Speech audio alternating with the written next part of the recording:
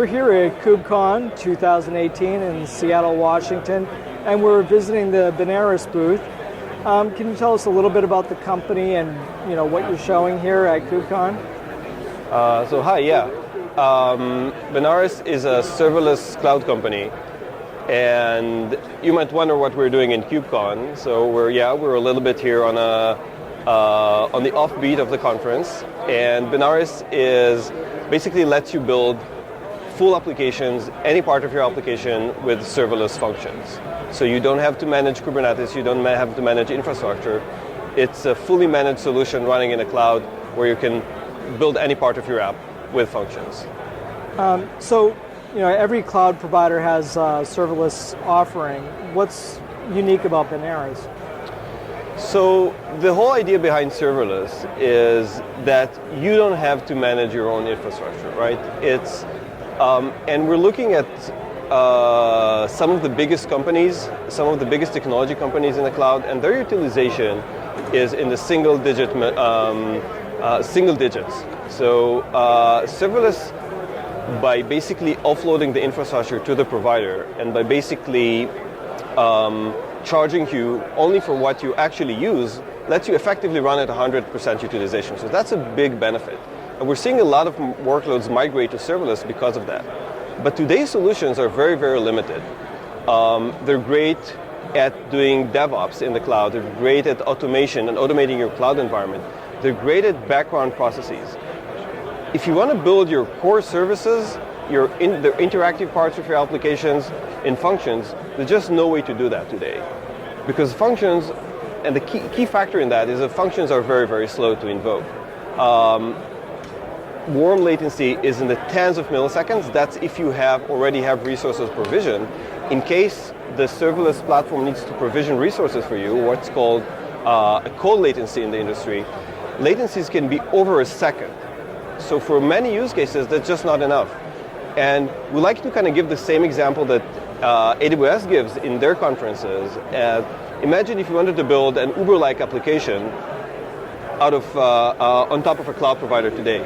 So you would have the sign up, sign in, profile configuration services.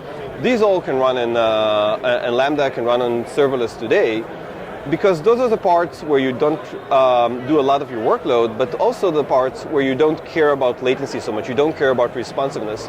Users only sign up once every very long while. So if performance is a little bit slower, if the experience is not great, that's not a big thing.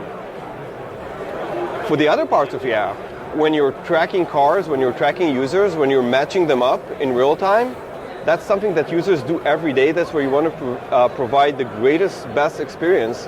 You have to build those parts with containers, because if the containers are up and running already, they'll respond a lot faster than a Lambda function. With Binaris, you don't have those limitations. Binaris functions fire up in 3 to 5 milliseconds. That's actually faster than your typical service running on Kubernetes or running on EC2.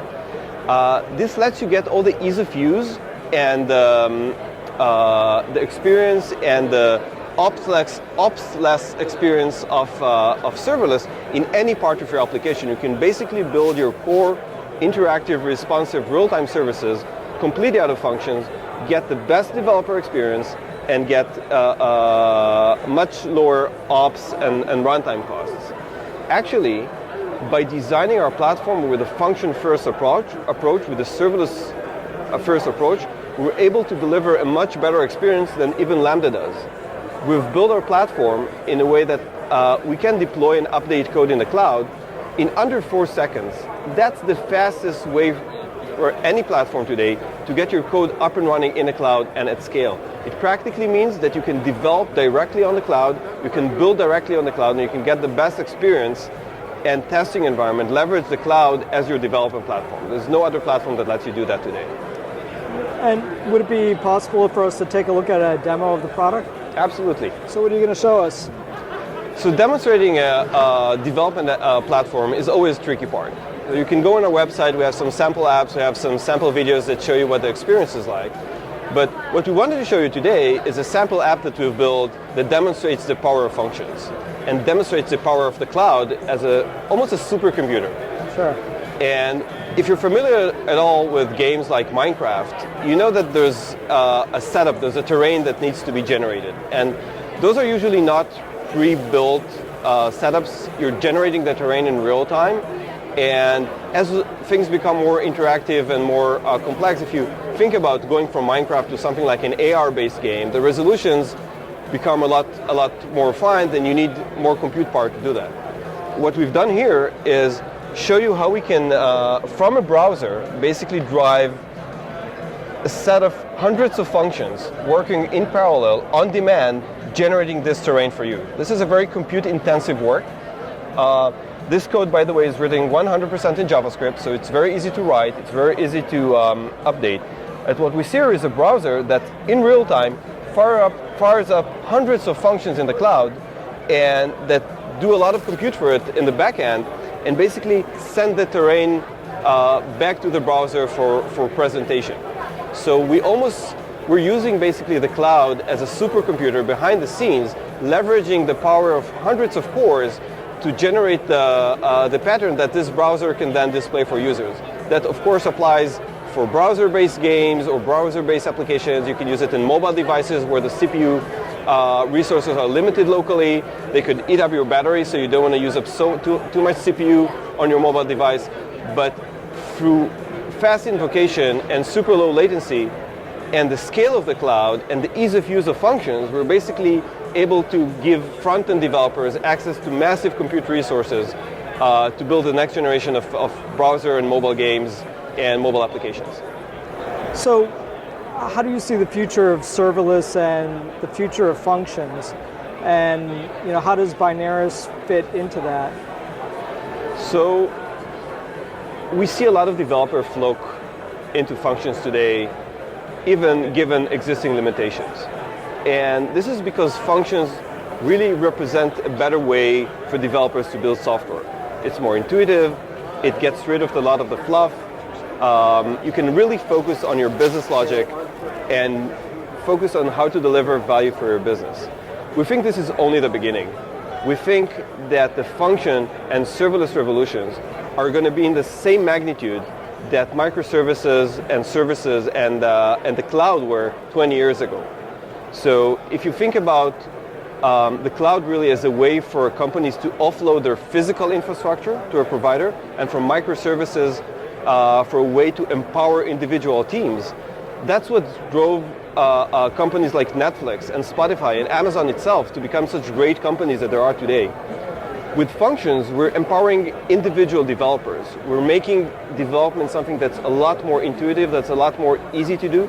We're dropping the barrier between the business goals of the company and the developers, and the way we can developers can contribute towards those business goals. We're also, through going serverless, we're offloading the virtual infrastructure onto a provider, which means that, again, you have less burden, less ops, and you can focus on what matters for the business.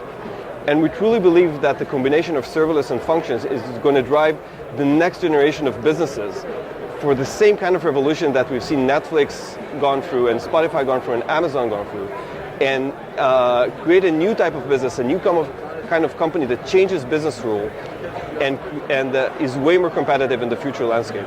So from our perspective as a company, being there from day one and creating an environment, creating a setup that's optimized for functions, both from the developer perspective and from the runtime efficiency perspective, leveraging the unique properties of functions to truly optimize the runtime and create a cloud stack that could be orders of magnitude better than what we have today.